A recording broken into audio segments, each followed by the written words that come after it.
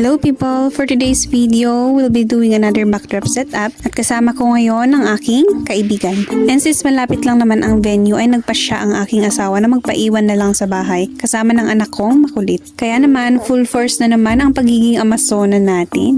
Kahit maliliit kami ay kaya naming buhatin yan. Char!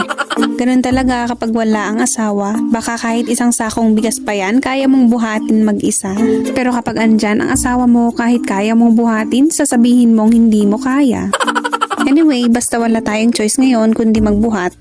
Alas 3 na kami ng hapon nakarating dahil inantay pa namin yung magde-deliver ng balon na gagamitin natin. My God, apaka-flash tech nyo. Sabi nyo flash at mabilis, bakit minsan umaabot ng ilang araw bago makarating? Sus Mariosep.